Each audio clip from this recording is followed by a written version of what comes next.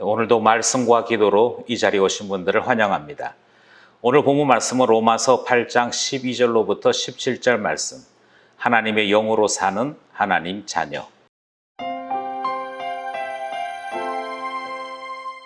로마서 8장 12절로 17절. 그러므로 형제들아, 우리가 빚진 자로 돼 육신에게 져서 육신대로 살 것이 아니니라.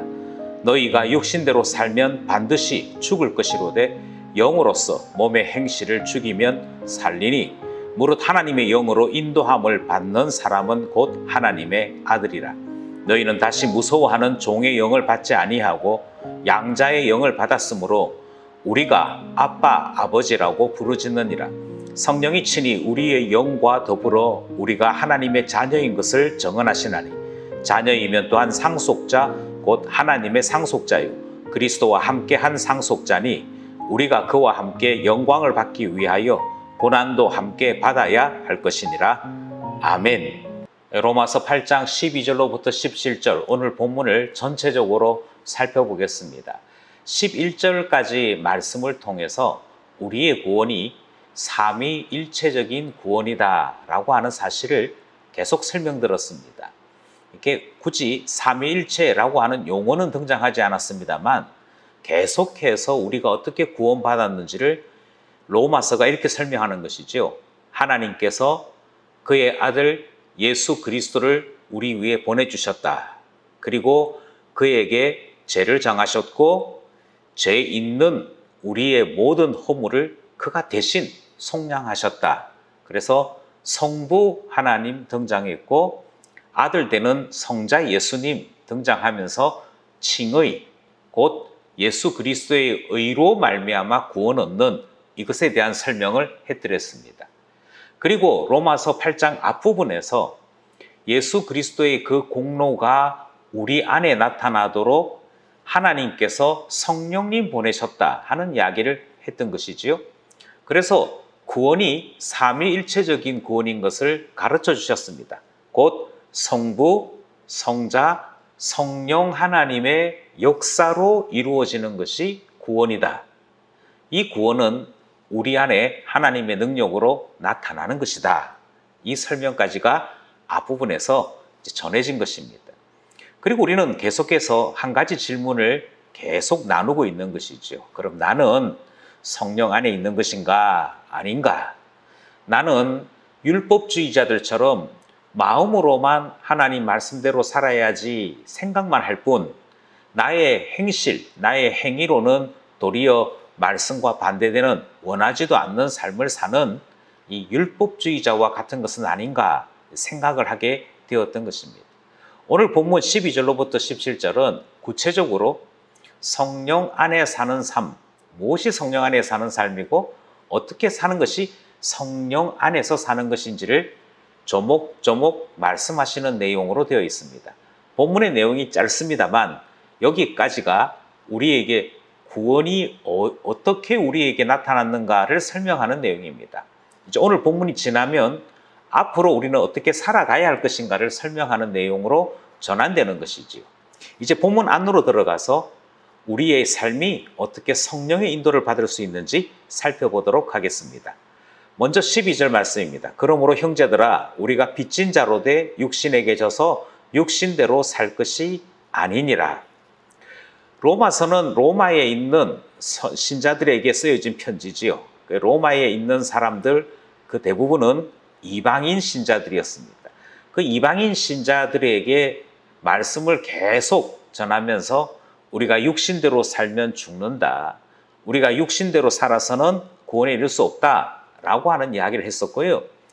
육신 속에 살고 있는 우리가 구원 얻기 위해서는 우리 힘으로는 불가능하고 우리의 모든 죄를 대신 갚아주시는, 대신 값을 치루어 주시는 분이 계셔야 했다. 그분이 예수님이셨다라고 하는 이야기를 들었더랬습니다. 우리 그것을 속량이라고 했죠. 따라서 모든 구원받은 자들은 값을 대신 치루어 주신 성부, 성자의 은혜로 살고 있는 것이니까 바울이 12절에서 모든 구원 얻은 신자들은 빚진 자다. 이 표현을 하고 있는 것입니다. 그 은혜라고 하는 것이 하나님께로부터 빚진 것과 같은 것입니다. 그러니 모든 구원 얻은 자들이 하나님 앞에 참 감사하고 동시에 송구스러운 마음으로 살아가는 것이 옳은 것이지요. 그런데 이와 같이 빚진 자인 삶이 우리의 삶임에도 불구하고 육신에게 져서 육신대로 사는 사람들도 있다는 것이 문제입니다. 그래서 은혜는 알면서도 은혜 가운데 살지 않는 사람이 생길까 하여서 은혜 받은 우리 모두는 다 빚진 자인데 육신에게 다시 져서 육신의 삶으로 돌아가는 것 하지 맙시다. 이 말씀이 12절 말씀인 것이고, 이 말씀의 또 다른 표현들 하자면 여러분 제대로 성령과 함께 삽시다. 이 말씀이 되는 것이죠. 12절로부터 14절은 출애굽을 배경으로 말씀이 진행됩니다. 출애굽을 배경으로 말씀이 진행된다는 것은 하나님께서 모세를 사용하셔서 역사적으로 하나님의 강권하심으로 애굽에서 나오게 되었지 않습니까? 심지어 홍해를 갈라서 하나님의 놀라운 역사를 눈으로 체험했던 사람들이 이스라엘 사람들이지요. 구원을 맛본 것입니다. 구원을 맛보고 시내산에도 이르렀고 광야까지도 행진했던 사람들이 이스라엘 사람들인데, 이 사람들이 자꾸만 옛 종살이로 돌아가자라고 반란을 일으키는 일들이 종종 나타났습니다. 그것이 배경입니다. 구원 안에 있다가도 어떤 사람들이 나타나느냐 하면 자꾸 돌아가자 하는 사람들이 등장하는 것이지요. 우리의 삶이, 우리의 구원 안에 있는 신앙생활이 이 두 선택 가운데 놓여 있다라는 말씀이 배경으로 주어집니다. 여러분, 옛 이스라엘 사람들처럼 돌아가겠다 해서는 안 되겠지요? 이 배경 속에 말씀이 주어지는 것이지요. 13절도 마찬가지입니다. 너희가 육신대로 살면 반드시 죽을 것이로되 영으로서 몸의 행실을 죽이면 살리니. 육신의 삶으로 돌아가는 사람, 그 삶은 결국 죽을 수밖에 없는 것임에도 불구하고 육신의 삶으로 돌아가고자 하는 사람도 있더라는 것이지. 반면에 영에 속해서 육신의 삶을 죽이고, 그러니까 죄의 생활을 끝내고 성령의 인도를 따라 살아가는 영적인 삶을 사는 사람도 있더라 하는 것이죠. 이것이 우리 앞에 딱 놓여져 있는 두 개의 길이다. 그 13절 말씀입니다. 그리고 14절은 이 두 개의 길이 놓여 있다고 해서 돌아가는 것 택해서는 안 되고 반드시 성령을 따라 살아가야 할 것을 강조해서 말씀합니다. 14절, 무릇 하나님의 영으로 인도함을 받는 사람은 곧 하나님의 아들이라. 이 말씀이 주장하는 바는 아주 분명합니다. 누가 하나님의 참된 아들이 되는가? 다르게 말씀드려서 누가 하나님의 구원에 이르는 사람이 되는가? 그것은 성령의 인도를 받는 사람이다. 이렇게 말씀합니다. 그 구원은 누구에게 있느냐? 14절이 다시금 이야기합니다. 하나님의 영으로 인도함을 받는 사람. 그래서 12절로부터 14절은 누가 하나님의 아들이고 누가 참된 구원 가운데 있는 것인가를 질문하고 답하는 것입니다. 성령 안에 있어야 합니다.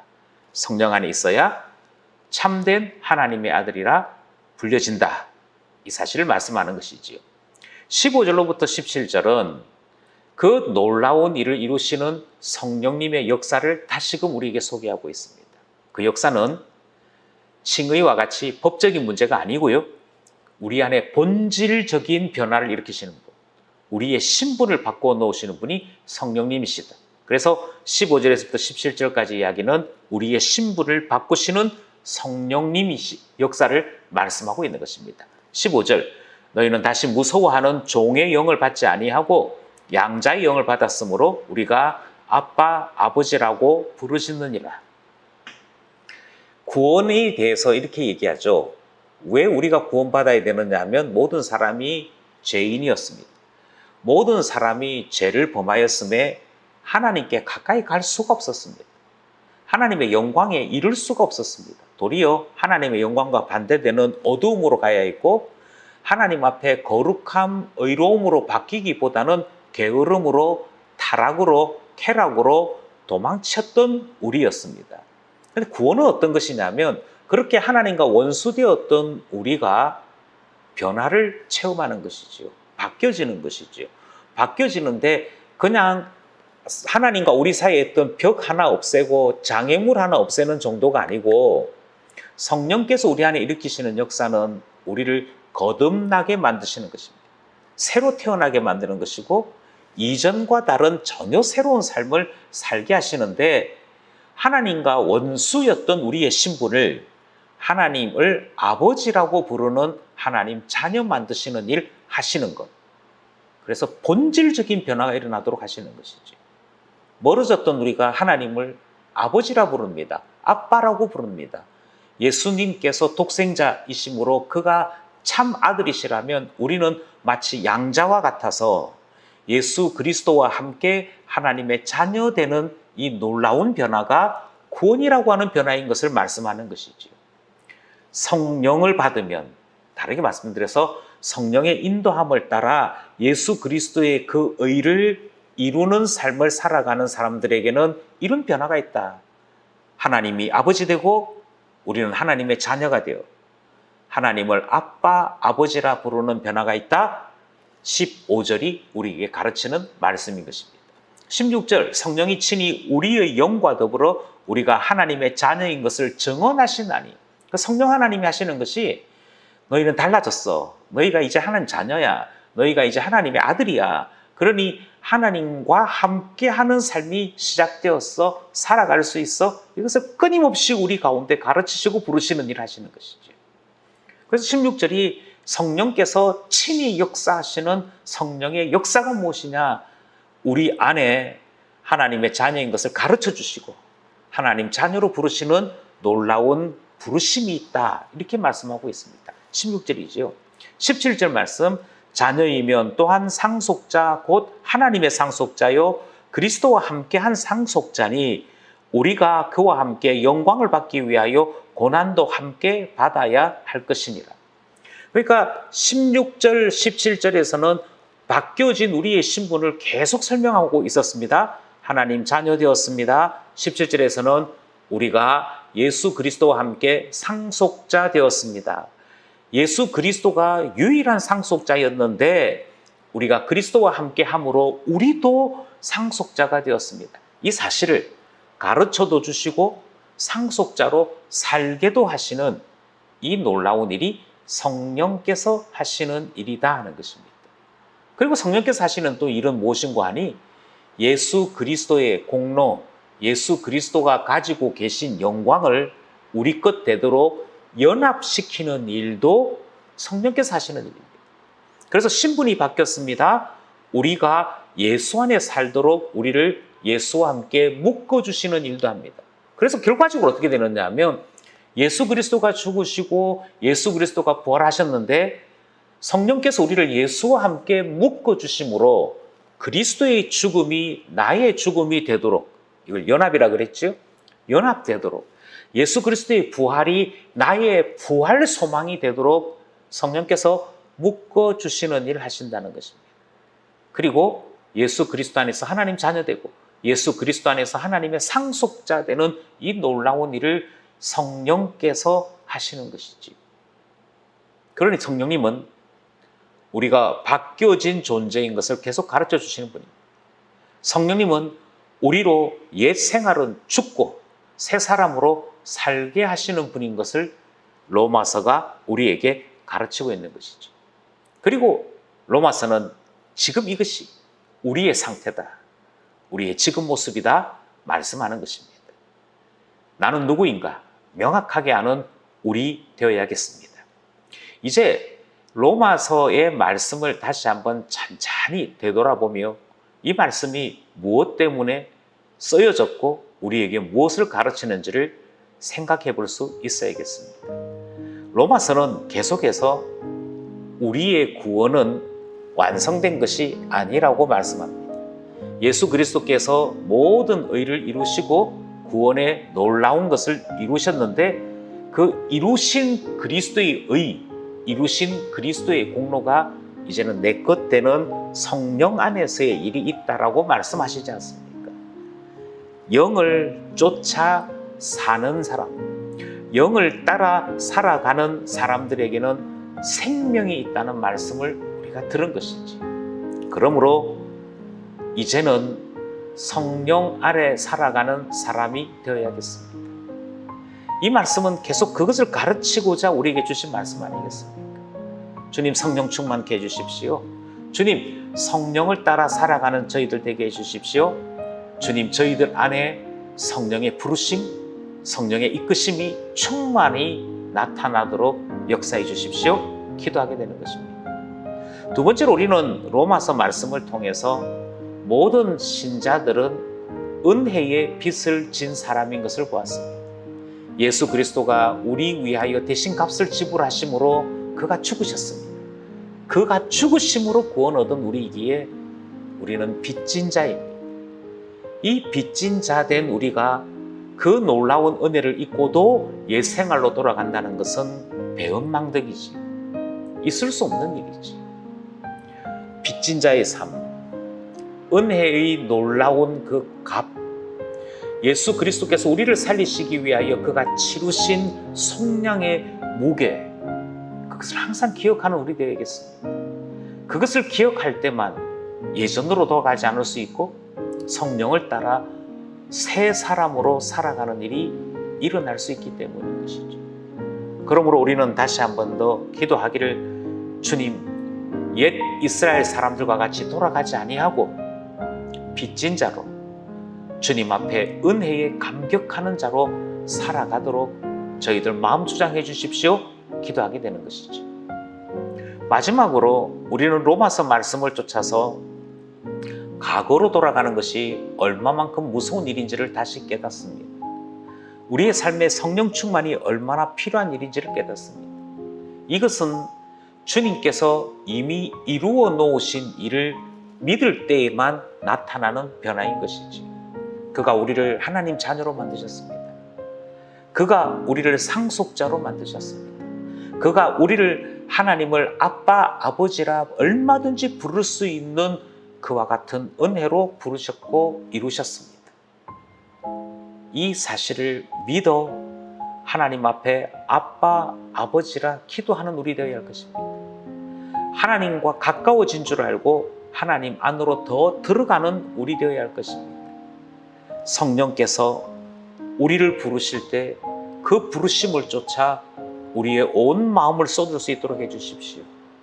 지식으로도 동의하게 하시고 감정으로도 동의하게 하시고 우리의 결단까지 동의해서 하나님 자녀로 사는 은혜를 베풀어 주십시오.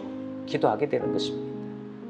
이제 내일 본문에서부터 한 주간 이어지는 본문들은 성령 안에서 앞으로 어떤 일을 감당하며 살아가야 할 것인가, 로마서는 그리스도의 고난을 체험하는 삶이 필요하다, 그리스도와 함께 영적인 승리가 필요하다, 이런 말씀들이 이어지고 있습니다. 계속되어지는 말씀 묵상 가운데에서도 하나님께서 은혜 주시기를 원하며 이 말씀을 쫓아 온전한 구원 얻는 참 믿음을 가진 우리 모두가 되기를 소원하는 것이지요.